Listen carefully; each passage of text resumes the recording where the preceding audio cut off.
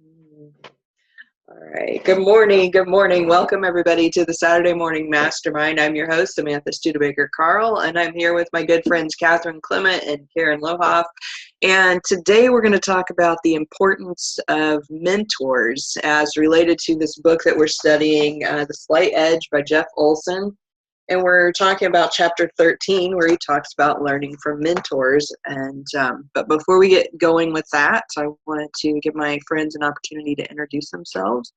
And for those of you who are watching this as a recording, you can find us on Facebook if you search for Mindset Mastery Collective, or you just go to mindsetmasterycollective.com. It'll redirect you directly to our Facebook group, and you can participate with us if you'd like to. So anyway, or you can watch replays. There'll be a link below the video, or at the end of this video, it'll just link you to other playlists as well. So, okay, guys, jump out.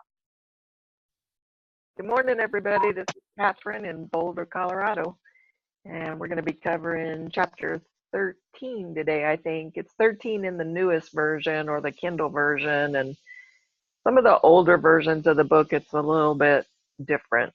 So, but yeah, we're talking about mentors.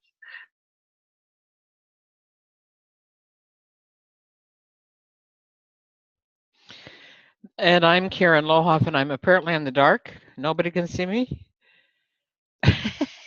Isn't that funny? I just think this is hilarious. I live in the Valley of the Sun, and it's dark. So I guess I'll turn that off. I seem to be chatty Cathy this morning. Somebody might have to take the helm and mute me out. But I think it's always great to be here. I just love being here, and I just wish everybody would set aside this time every Saturday morning and not allow anything to interfere with their getting on with us. That's my own personal opinion.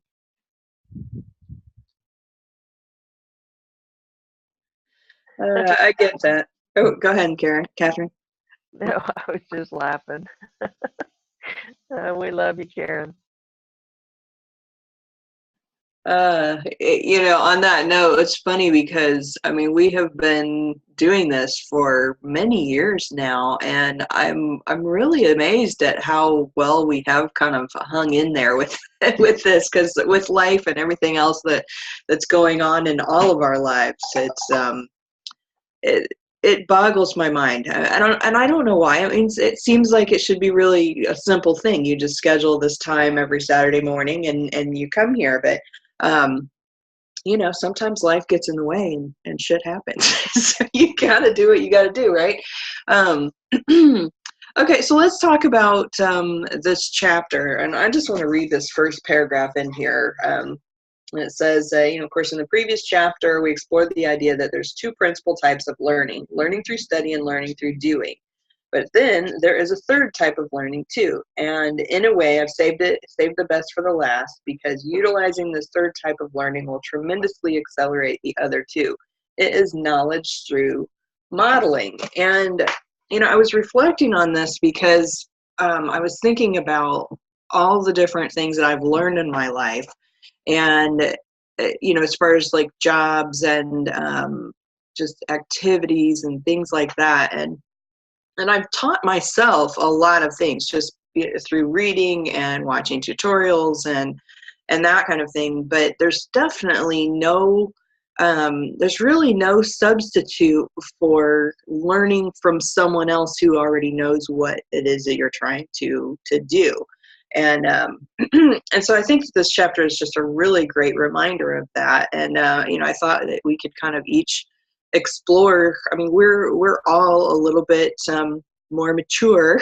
I know, it was funny what Karen said earlier in the Facebook chat, but we all have a lot of life experience, and I think that we can really probably relate to this topic and share some kind of life experiences for this particular subject.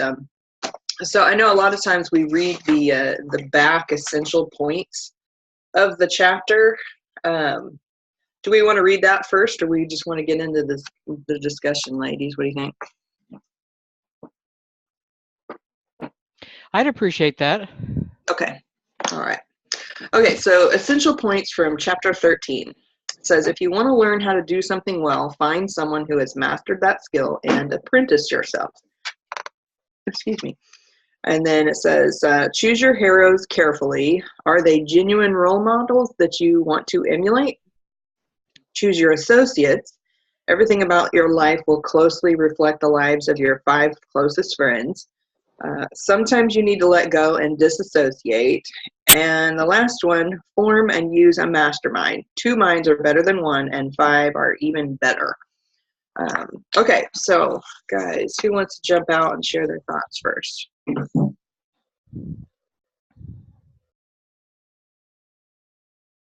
I thought Karen was going to go. I was like, oh, she's unmuted. Well, this is a great chapter. And it does cause you to go back and reflect on, how you've learned things in your life. Like you, Samantha, I'm very self-taught because I dropped out of high school. Like technically on paper, I dropped out in the second week of my 10th year, but I didn't attend my whole 9th year. So like seriously, I only had 8th grade of education. But having said that, I was reading Einstein's autobiography in the 1st grade.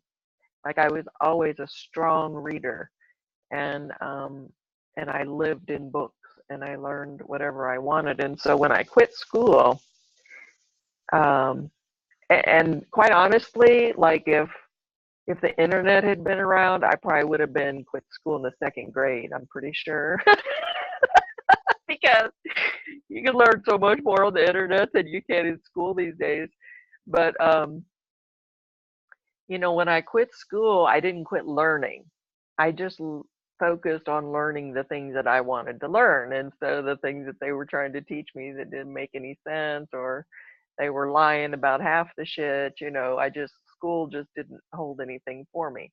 But when my children were starving, when we had no food on the table years later, and I decided to go to nursing school, it was a completely different scenario. It really mattered. My family's health and life depended on it, and so I made straight A's and stuff. Like I, actually paid attention. I knew I was going to be dealing with people's lives. I figured it was pretty important, and but I also learned, one of the things I really learned in nursing school was that I learned by doing. I learned how to do things by doing them. And so I started tutoring. And because I was teaching what I was trying to learn, I had to learn it so well so I could teach it to different people in different ways. And that's how I got the straight A's. It wasn't because I was some brilliant person or something. It was because I was studying so that I could teach it to other people. And I had to think it through a few different ways to explain it and things, which just broadened my deeper understanding of it. And but having a mentor, I look back who have been mentors in my life, and certainly, my grandmother raised me the first 9 years of my life, and she I don't know that I would describe her as a mentor. She was a role model. She was a fierce, like she's the one that gave me my fierceness. She was a single mom. She had, she was raising her son and me, and working to support us, and just like a don't take shit from anybody kind of person. Like she gave me my backbone. And when I get fierce, that's her. I feel her coming through her mentorship and fierceness. She made me the warrior. And but then like in businesses, when you get mentors, when you start doing these online businesses or whatever, or you start reading these kind of self-development books and stuff like that, it's really important. And I try to remind myself of this to do these things, because there was a pivotal whatever that word is, time where a leader in a company like recognized me and brought me forward as a leader on the calls and stuff. And if he had not done that, I don't know that I would be. It really elevated me to a higher level in everyone else's eyes. And that's one of the things that this chapter talks about, is how mentors, when you associate yourself with a mentor, with someone who is already established and has a following and stuff, and then especially if that mentor like recognizes you, their community then recognizes you, and it's like they believe you into existence. It's like their belief in you um, makes everybody else believe in you, which makes like you believe in you sometimes, at least. I mean, sometimes I would say, what in the hell is he saying? What is he talking about? He's not talking about me. Well, some of these introductions I get on some of these calls, it's pretty crazy. I'm like, seriously? But I appreciate the love, and sometimes we hearing those sorts of things. I mean, if you logistically think it out, you think, well, yeah, I guess I did do that, but you don't. You know what I mean? It just feels it's hard to take those accomplishments or accept those accomplishments, or I don't know what it is. Like, it's really weird. But having a mentor, and so now, because I'm seen as a mentor, even though I don't necessarily see myself as that, some people see me as that. Now I need to remember to look for those people who are, trying to elevate themselves and reach down and elevate them in front of my following. Now, if that makes any sense. Now I'm probably just rambling, but anyway, I was trying to get through a good point that the book made about mentoring, and not only having a mentor, but being a mentor. And even as a grandma, we're mentors. Like I see, even though I didn't necessarily call my grandma a mentor, but as grandmas, as whatever we're doing in our life, whatever roles we lead in our lives, we can use those roles to be mentors to other people. And I have to say, because it's been well, I won't say it's been a challenge. It's been a lesson so strong in my life, especially for the past few weeks, about believing in people and how important that is.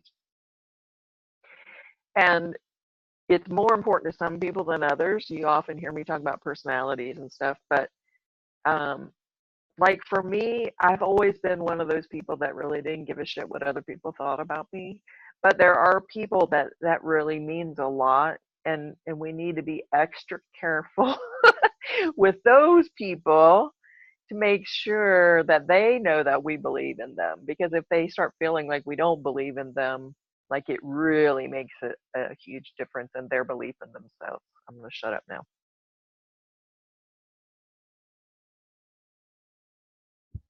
I was actually talking when you started.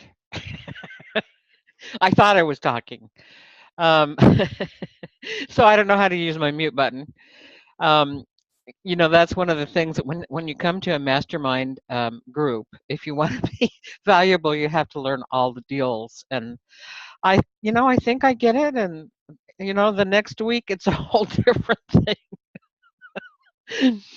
I had an interesting experience last night. I had cause.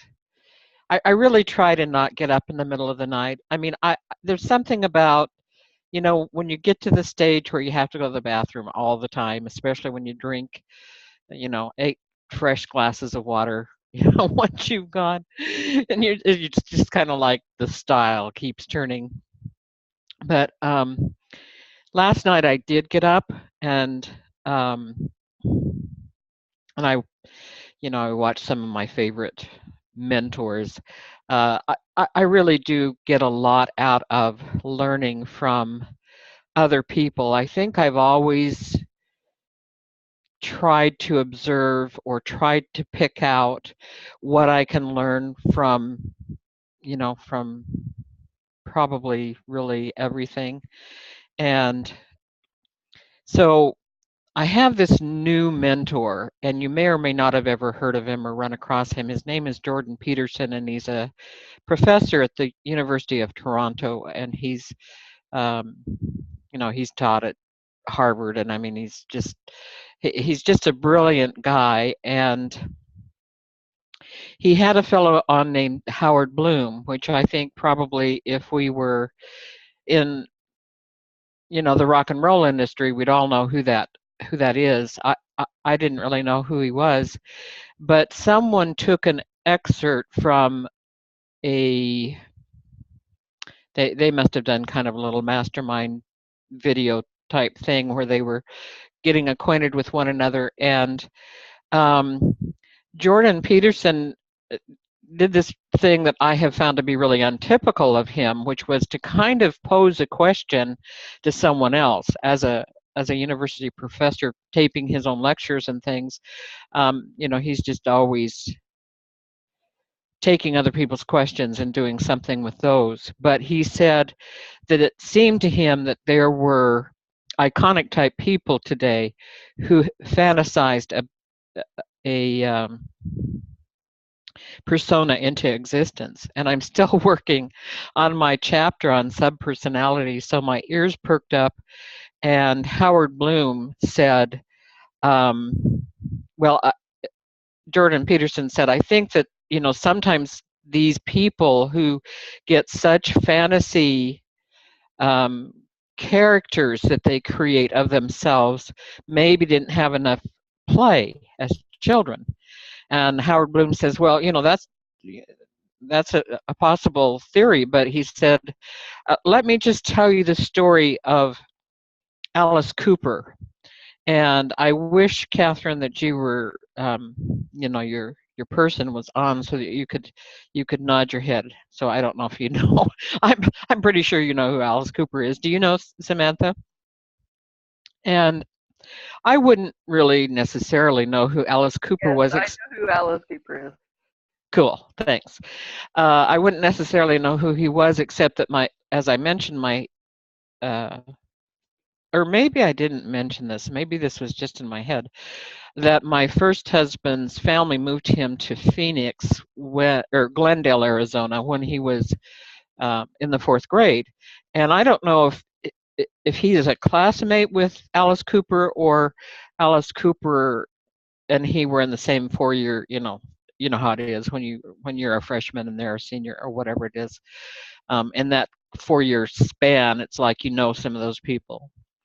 And he had told me when we were first married, and I was trying to figure out who this weirdo guy was, that that he had kind of grown up with him. And of course, that doesn't mean anything at all. Maybe saw him in the high school quarter. But apparently Alice Cooper's mother dressed him up in a suit every day as a child.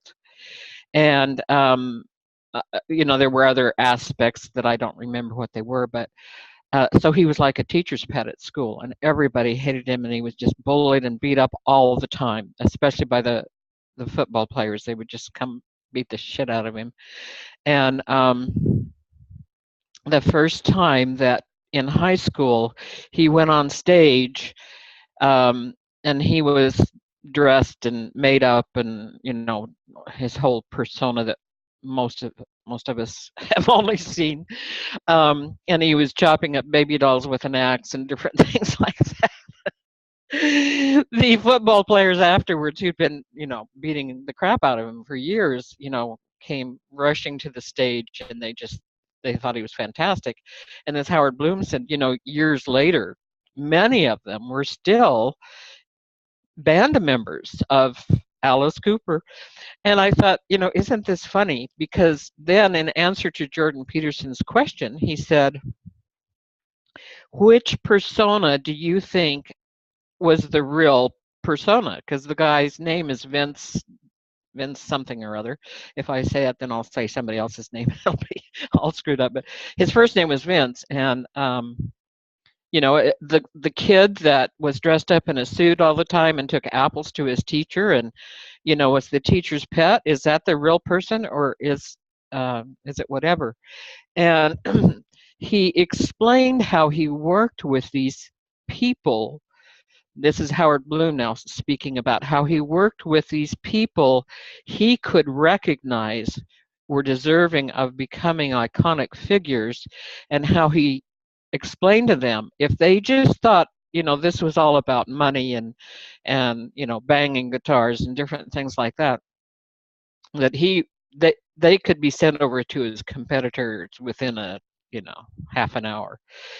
That he would only work with them if they understood that music was about a person's soul, and it was their soul communicating with their fans.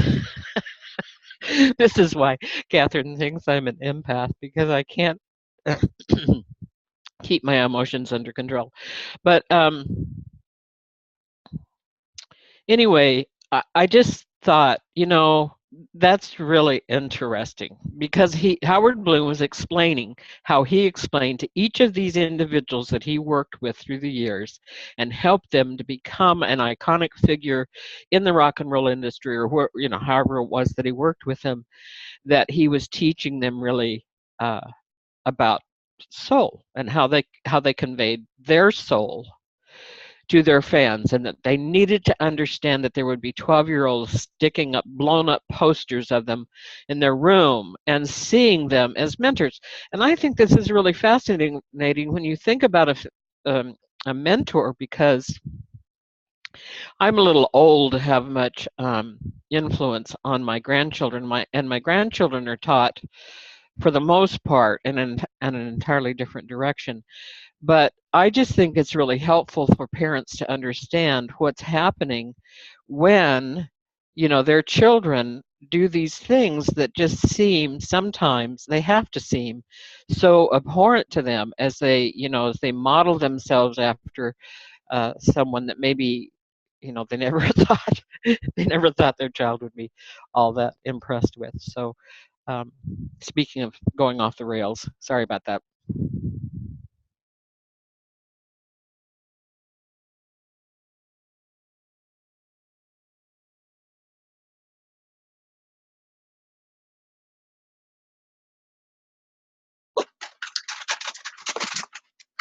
Yeah, I liked a lot of what both of you said. I kind of got distracted when Bailey got up here. Are you getting down now? Okay. All right. Oh. There we go. All right. Speaking of being a grandma, yeah, I think that's really fascinating, Karen. The whole aspect of those two completely different personalities, and then when we're talking about mentors bringing out that part of you that maybe you didn't even know was there, is really fascinating. And I think that really kind of spells out that importance of associating yourself with the right people too. Because in this chapter, they're talking about that aspect of, whoever your 5 closest friends are going to be who you are most likely to be like, or imitate, or leading, or whatever along that lines, is that so if you're associating yourself with people that are working towards improving themselves and becoming the best version of themselves, or working on learning, or all of those kind of things, and then you're going to be more like that than you are if you're hanging out with people who are causing crime and being mean to each other, or always negative, or that kind of thing. And because this what you were just talking about, Karen, of how one person can influence so many other people on such a grand scale, if that person is like Alice Cooper, or even the person who was behind Alice Cooper, who was helping him to really get that personality out there or develop it. So that's just really interesting what you were just saying there. So I think we really need to be aware of that, because if we aren't, then there could be people that would influence you, or influence be an influence in your life that you don't even realize. And I don't know, kind of speaking on that aspect of it is that, when I was a teenager, I read a lot of books, and I kind of, that's Bailey's thoughts on that. Anyway, I read a lot of books when I was a teenager, and I really identified with some of the characters in those books. And one particular character was a woman who was very, very independent and who really took care of herself because of, her just life circumstances made it so that she had to depend on herself and there wasn't anyone else. And what's interesting is I've noticed over the years, and of course I didn't notice it right away, but as I got older and I started to kind of look back on my life, I recognized where I was isolating myself emotionally from my husband because of that whole feeling of wanting to emulate that character, if you will, of being very independent, not needing anyone, able to take care of myself, that kind of an attitude. And that kind of, it trickled down in my life. So it wasn't until I started realizing that's what I was doing that I could start kind of breaking down that wall and allowing myself to be more in the relationship than what I had been. I don't know. It's just kind of a thought there that popped up when you guys were talking. But on the whole books part, Catherine, when you were talking about how you had stopped going to school, or stopped really paying attention in school around, before you even went into high school, I can totally relate to that. And of course I went ahead and I finished high school because I didn't really have any choice. My family, made me do it, it was pretty much a waste of time. But when I got out of high school, I got to focus on what I wanted to focus on. Then, like you, I spent so much of my time at the library, and if there had been an internet back then, like what you were saying, is that, I would have learned a whole different skill set, if you will, than what, it's just interesting the way our lives go and the paths that we take. But that's always been something for me. It's just that constant learning, whether it's through books or now, with the internet, it's through watching tutorial videos and it's through slideshows. There's so many different ways that you can learn things. And so I don't know. Now I've kind of lost the train of thought and direction I was going with. So I apologize. Somebody else jump out and talk.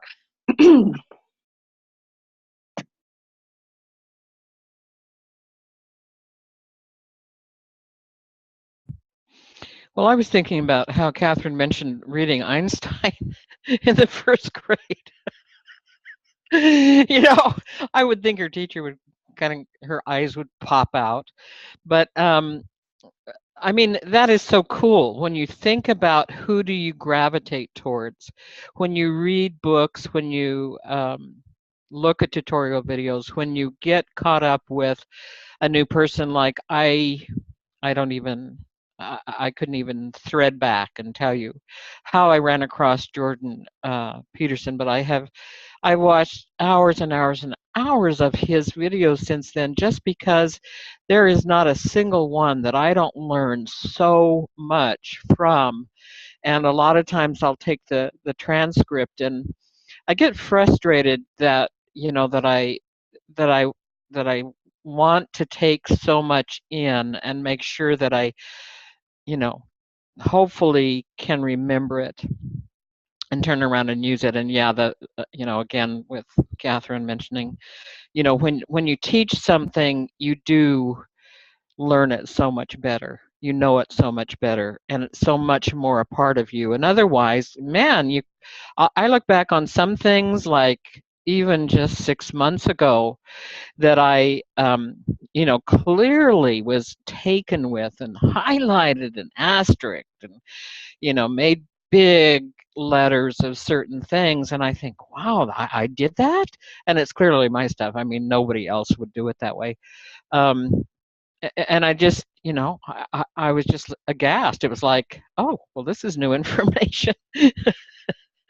So, you know, to be drawn to Einstein and his writings and the way that he thinks. I mean, I just enjoy him so much. You know, there are pictures of him with that twinkle in his eye and that curve of his lip that lets you know that he just, you know, he just never took himself over seriously, and you know, beat on his chest, you know, like I'm the top dog. None of that. I mean, he just was so cool.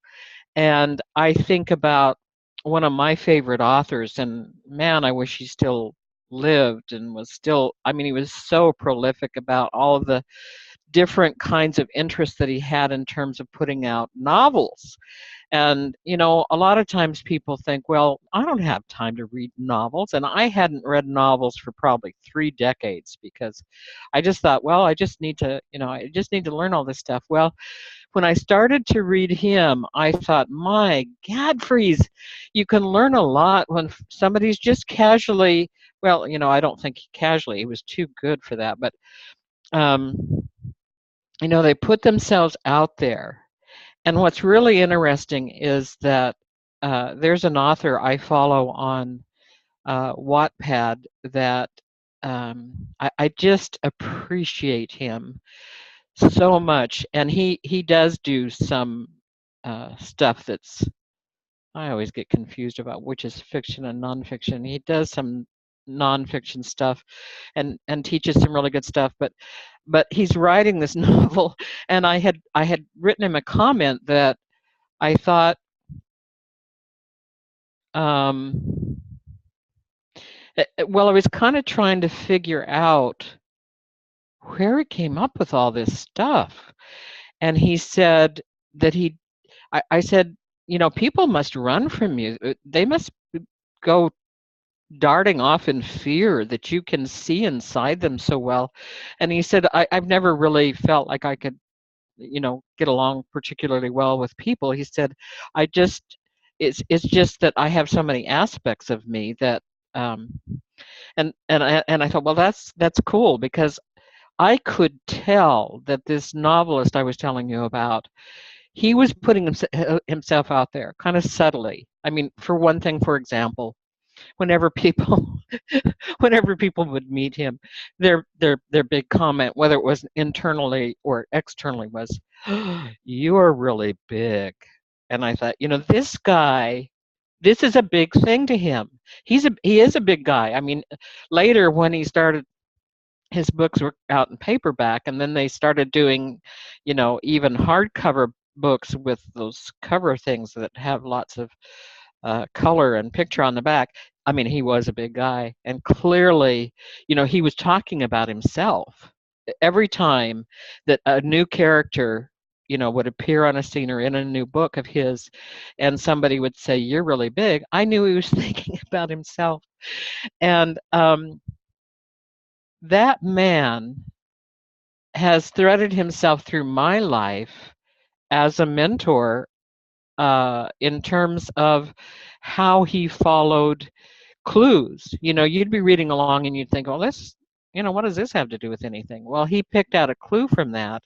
And then, you know, you could follow it through the whole book and you'd think, how do you possibly get, you know, all these things from this one item that didn't seem like anything to me? It was a clue to him. And he shows how you know, how you use that. So I don't know if I'm making any sense this morning. I don't know if I'm drugs. Oh, that's what happened. I got up in the night. That's the thing. I'm sorry. I'll be quiet.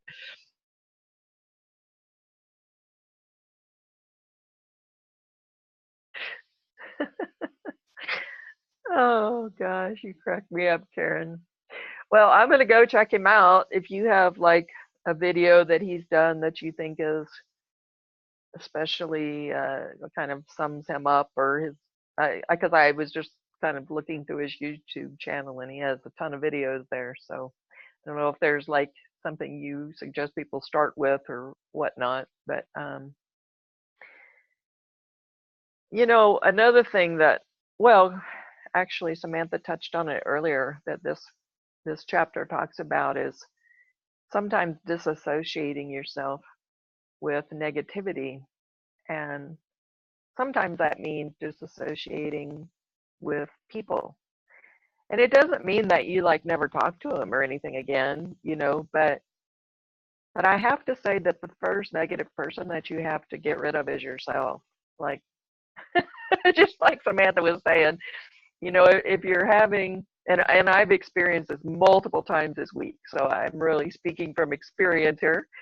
Um, you know, difficult situations arising, and this is what I was talking about earlier with how important it is to believe in people, because if you don't believe in people, and if you don't have faith in whatever you have faith in, like I'm not dictating who you have to have faith in, but it's important to me. I don't know, somehow, because I'm not in control of all this shit. So um, when these difficult situations arise,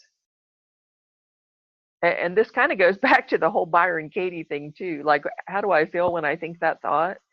Um, so a difficult situation arises, and the first thing you have to think of is, if I'm responding in a anxious way, then I need to analyze, what are my thoughts about this situation? What am I believing about that person or about this situation that's causing these thoughts and feelings? So oftentimes I've been able to track it down to where I was having doubts about them, whether it be their abilities or their truthfulness or their, whatever it is, depending on the situation. And then for me, because I'm very spirit led, it always boils down to, how much faith do I have in this situation? Not in necessarily that person, but in whoever's running all this thing. So, but if I find myself escalating around a certain situation, then if I just go and say, okay, what are my beliefs about that person or that situation? And oftentimes I'm just lying to myself, or I'm like thinking things that I don't know to be true, which is basically what the Byron Katie thing is. You're just thinking things, it's causing you to be upset. But if you actually ask yourself, well, do I absolutely know 100% that that's true? And just for instance, that person's lying to me about something.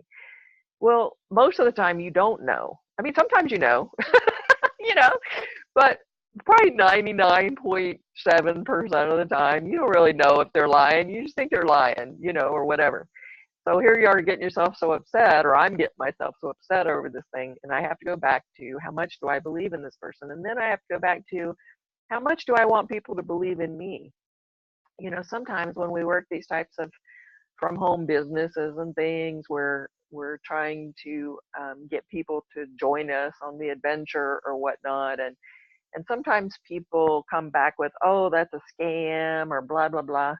And I that makes me feel bad that people think that I would throw a scam at them. I mean, I know that they don't say that to like hurt my feelings, but it does hurt my feelings. So, and when I think about why does it hurt my feelings, it's because I think they don't believe in me.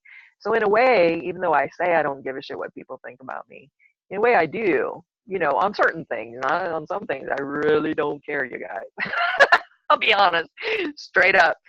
But some things like that, when it's about my integrity and my honor, which I guess is ego driven, so maybe I shouldn't be putting any weight there, but I, we're human.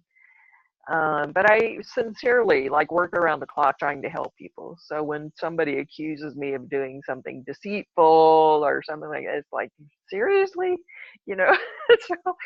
so so believing in people is so important. And but sometimes, if you've gone through all those steps, if you've evaluated why you're feeling the way you're feeling, and like every time you're in the company, and one of the things it mentions in the book is, you can be in a room of, a bunch of people, and it'll feel like really good and flowing and jamming, and you're just kind of moving around, and all of a sudden, you get in front of somebody and all of the oxygen is sucked out of the room. And I know that you guys have experienced what I'm talking about.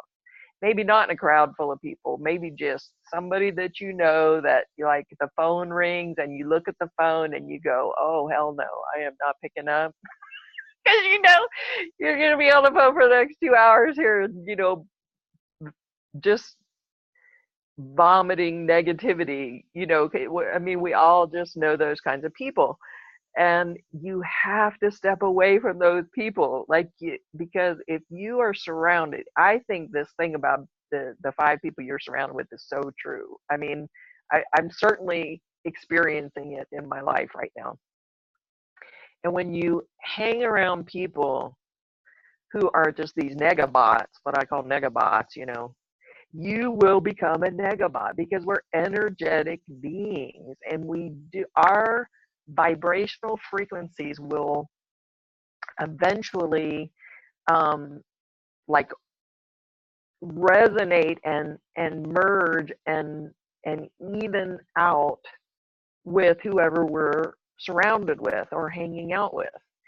It's not something that we really have a whole lot of control over, to a certain degree, I don't think. I mean, we can certainly, you know, do things to raise our energy and things like that. But if you're around somebody that's negative, you're going to find that you either have to consciously practice that, raising your frequencies, clearing negative energies, or you are going to turn into that negabot. It's going to happen.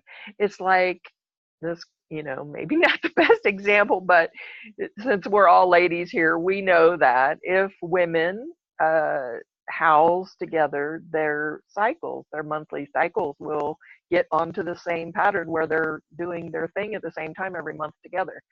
And we don't really have much control over that. And I don't know exactly why that happens. I don't know why people yawn when other people yawn. Like, seriously, guys, we don't know shit about what's going on. We don't even know why people yawn. I mean, you can be on the phone with somebody and they yawn, or just see somebody yawn and it makes you, why did that happen? Like, I don't know. So this thing about surrounding yourself with the right people is key.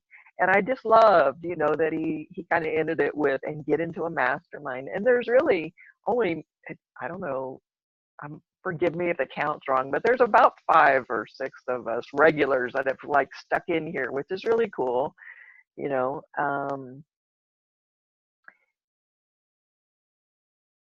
You can't, you know, oftentimes with these home-based businesses and stuff, and all the scam stuff you see on Google and all that, you know, oftentimes our family members and friends can be negative about what we're doing. So you can't just, like, don't walk away from your family. Like, family's family, you guys. You know, I mean, sometimes blood family is toxic, and you have to walk away from blood family too. I mean, that can happen, especially if there's abusive situations or things like that, you know, or addiction issues, or things that you know, that are not being resolved. That person has no, it wants to resolve it or whatnot. Sometimes you have to walk away, you know. But most of the time, like, I see people get into these businesses, and the first time their family member, you know, raises a concern, a legitimate concern, because all they've done is got on Google and, you know, whatever popped up they believe, you know. But I've seen people just like walk away from the whole family. Well, you know, you're just being negative, blah blah blah, or whatever. It's like, no, don't do that. You know, you're gonna need your family. Like, we need to learn how to walk away mentally and emotionally without necessarily physically, if that makes any sense. We need to detach ourselves and stay on our course, and not let their negativity, you know, draw us back in. We have to do these daily, we have to do the slight edge steps, you know. We have to take these daily actions to make sure that we're keeping ourselves where we need to be. And basically that's the thing. Don't worry about them. Like, when it's time for them to, like, if you think that they're messed up or whatever because they're not an entrepreneur or they're not doing self-development, you know, you can think that, but they're just on their path. And if and when it's time for them, they will. You know, I mean, that's not to say we can't drop hints and stuff along the way. Hey, join us on the mastermind or whatever. Hey, have you read this book or whatever? But like, don't try to fix other people. Just fix yourself. Just, that's the message. Just focus on your own, stay on your own path, and do your slight edge things, and you'll be surprised how much change is around you. It may just be the way you're looking at it, you know. So maybe it is you that needs to change, and not, or me that needs to change, and not them. You know, oftentimes we think it's them when really it's us. So yeah, that's my thoughts on that anyway.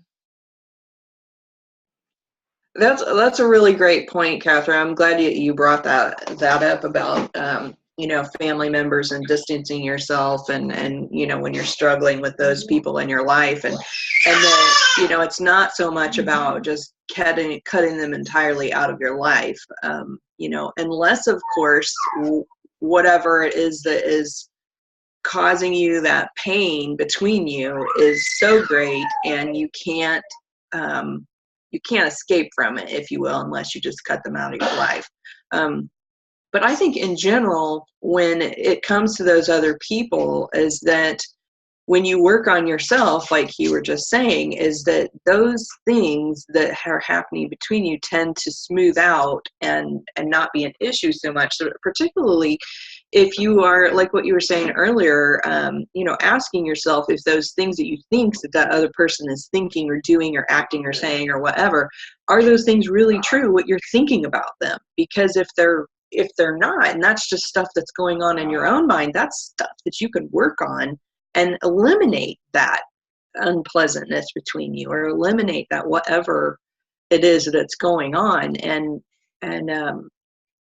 it's kind of miraculous, if you will, in my opinion, of how when you work on that mumbo jumbo that's coming up in yourself related to another person, when you work on that stuff, that person miraculously seems to change. You know, it's just kind of interesting the way that happens.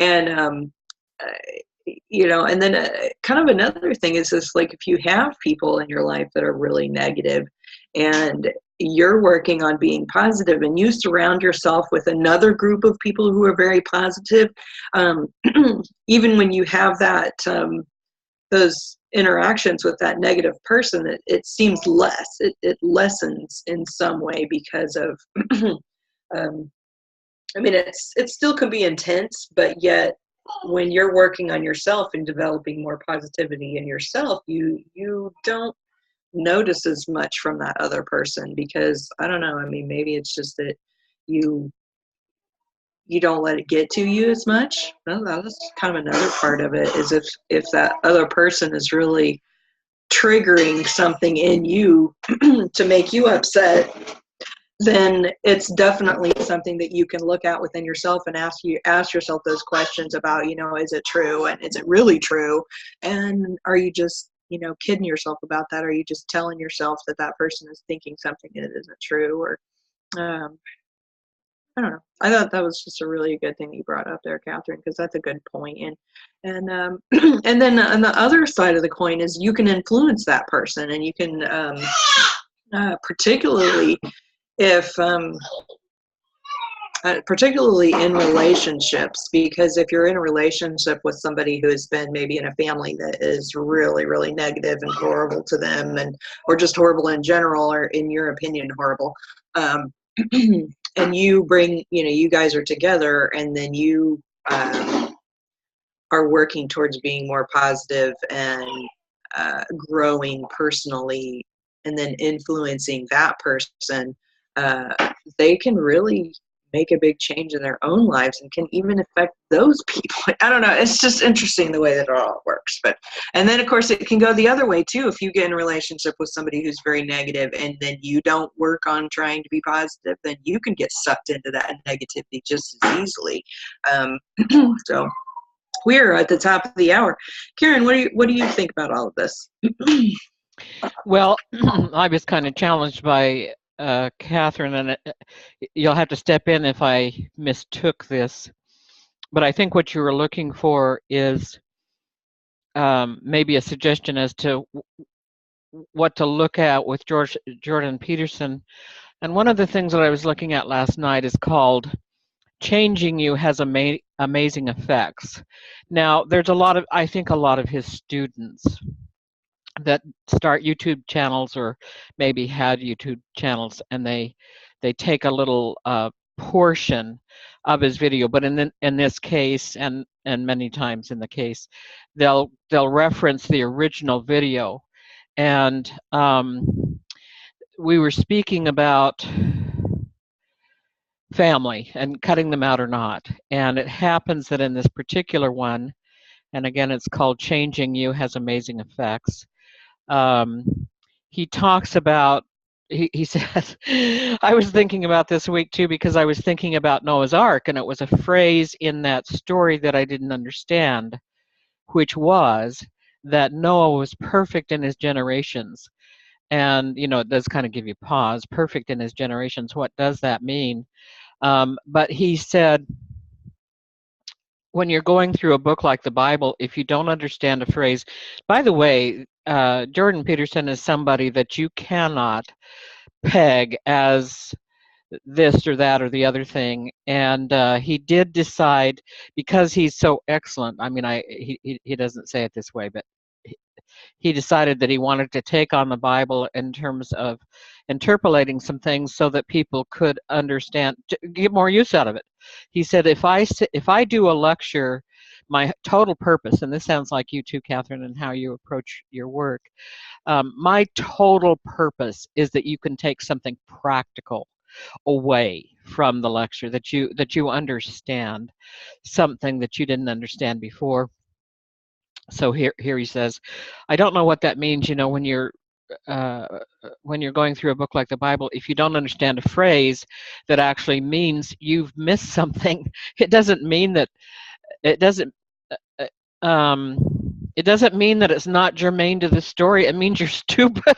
You didn't get it. So he goes back and he's trying to figure out what this phrase, Noah was perfect in his generations, meant. And he said, of course, he was trying to, you know, build an ark and something that would withstand the flood. And he said that Jordan Peterson, had you know, quite a tumultuous year. And you could think about it from a personal perspective. He said, I could think about it as a year that had no shortage of floods. And part of the reason that he was able to get through it, and he also had a terrible health problem, which is interesting because I could tell from looking at him that there had been a period in his life, and it's, you know, when you don't know, it's hard to really know where that fits because of the way that they do things um, time-wise on the internet. It's not necessarily related to anything at all, except that, oh, you hit the presses today, and so, you know, now we'll put it up for this year, and it might have been something that happened 40 years ago. But anyway, he said, one of the reasons I was able to get through it was because my family really came together around me. My kids, my wife, my parents, and my friends as well, and particularly a certain group of friends. And so he realized that's what it means to be perfect in your generations. And I thought, wow, you know, that's really helpful. I mean, that's part of why I enjoy his lectures and his videos so much, is because I get some things that I've just never gotten in my life. You know, what's the importance of doing this? What's the importance of doing that? Why do I need this in my life? And you know, I start to get it. It is germane to my story, I guess. So that's it. Thanks.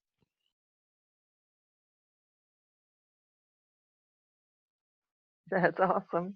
Thank you so much. I will definitely go check that out. Changing You Has Amazing Effects by Jordan Peterson.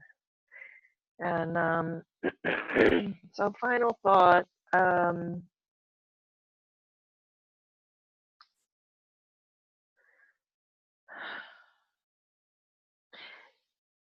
You know, I don't know. I've just always been spirit led. I mean, I didn't logically choose Einstein off of the library shelf when I was, you know, I've always, when I go to the library or I go to a bookstore, I just look for the book that lights up or the book that falls off the shelf. Like I always get some kind of sign that I'm supposed to read this particular book. So Einstein just kind of lit up, you know, and that's why that book came off the shelf to me. But it was definitely a different way, a different, you know, most kids are not reading those sorts of books at that age, but they're not necessarily seeing books light up either, or hearing people speak into their ears and stuff, so, or seeing dead people. So my experience has been a little bit different, but I think, you know, being human just takes some skills. It really just takes some skills, and so, you know, even though I kind of got into self-development more after my accident, you know, when I became a quote entrepreneur and started trying to run some of these businesses from home and think out of necessity, that's when I really, I mean, I was doing some self-development reading, but not like I have been since I've been an entrepreneur. But the reason it's so important is because it gives you the skills. Like it gives you the skills, and even, you know, even just one skill, like to me, Byron Katie, so basic, you know, that that set of questions seems to work for any situation. And yeah, family. You know, when it comes to family, we tell ourselves a lot of lies about family, especially, I think. Like, even though you would think family are the people that we hold most dear to us, you know, we would be the kindest to. That's not the case. Like, families are usually the harshest to each other. You know, like you've quote been nice all day at work because you had to be, and you come home and you don't want to be nice anymore or something. You know, I don't know. Like it's messed up. It is. I don't understand it, but we we tend to, you know, maybe it's because we know their whole history, you know, and so like our mind flips back to this lie that they told us 20 years ago or something. You know, who knows? I don't know. Like our memories, our cellular memories in our body, or our, I don't know if these are like etheric memories. I don't know, but isn't it amazing how you can actually go back, like when one of these, when something upsets you and you've learned how to do self inquiry and you're asking yourself some of these questions to find out the root cause of why you're upset, isn't it amazing the details that can come into your memory about certain things? You know, maybe something from childhood, or maybe, you know, an argument with a certain person or whatever, and you can recall every word. Now, I don't know how accurate it is because I'm pretty convinced that we're all in our own universes and we all experience each incident completely different. Because I swear, you know, there's just been times where I know that somebody is, you know, in absolutely 100% integrity, and yet they interpret the situation so differently than I do. And this, you know, like it's crazy. Um, but when you're asking yourself those questions and those memories come up, you know, I think it's an opportunity for growth. Sometimes that's an opportunity for forgiveness. Forgiveness is important. However, I have to say, if you get good at the self-inquiry and you go through all the steps and you finally come back to the fact that it's really on you, there's really nothing to forgive. So that's why I love Byron Katie, because you can just cut through all the psychoanalysis shit and just say, okay, am I lying to myself? Yep. Okay. Then there's nothing to forgive, right? But you can hold grudges against people for years if you don't do this. So I love self-development. because it helps me be a better human.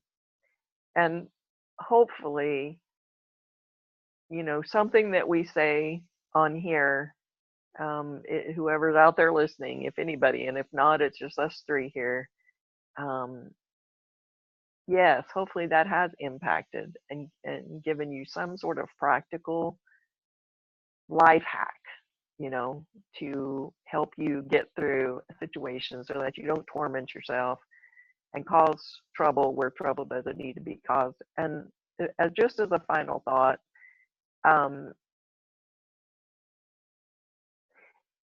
when you're thinking negative thoughts about a certain situation, whatever it is, take a moment and pray about it. I find that if I will do that, a lot of shit goes away. Like, I've got angels or something. Like, we've all got them. You've got them too. It's not just me. But sometimes if I can just, ask for some clear guidance, ask that things be mended, ask for forgiveness. There's that whole something pono something. I don't know. You guys have heard it before. Do that. It really does help. I don't know how, but it's something with the energy of beings. Like, we're all connected and we can communicate on levels other than speaking to each other person to person. So, yeah, keep prayer in your arsenal there. Love you guys. Have an awesome week.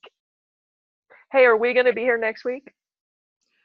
Yeah, I don't know why not. I mean, it's just Christmas Eve, and I don't have any family that'll be here. What Okay, about cool. you guys? Yeah, I'm good. Okay. Yeah, I don't know what everybody else will be doing, but yeah, I can jump on. And Karen, I'm pretty sure you said you wanted to jump on too. Yeah, for sure. All right, cool. I was going to say something. Oh, you were talking about, when you're having that conflict or discomfort with another person or any situation for that matter, if pain comes up inside of you or discomfort comes up inside of you, is just using those tools like the Byron Katie tools or the Ho'oponopono. And I don't know if anybody else out there, I know Karen, you've read up on that a little bit, and that's the tool that I use more often than not. Is of course, I read the book Zero Limits by Joe Vitale, and that's how I learned about it. And what he talks about is just using 4 phrases, and it's woo. Bailey says, "Hey, it's I'm sorry, please forgive me, thank you, and I love you." And it's saying those things to yourself as well as to whatever pain is coming up inside of yourself. And for me, that helps to kind of clear that out, alleviate it from my feelings, or just to help me recognize that what's going on and that discomfort inside myself is something that I'm doing to myself, and I'm sorry for doing it to myself. And thank you for letting me recognize that I'm doing it to myself. And please forgive me for doing it to myself. And I love you. I still love you, even though you're doing it to myself. So that's kind of the thoughts on those four statements as far as the Ho'oponopono aspect of it goes. But anyway, guys, we're a little bit after the top of the hour, but that's okay because we do that sometimes, and we end up sharing some great stuff because of it. So I want to thank everybody for watching, and of course you can find any links to connect with us down in the YouTube description below, or if you're in our Facebook group, just reach out to any one of us. So with that, have a great, awesome, amazing weekend, guys, and we'll see you next week on the Saturday Morning Mastermind. Bye for now.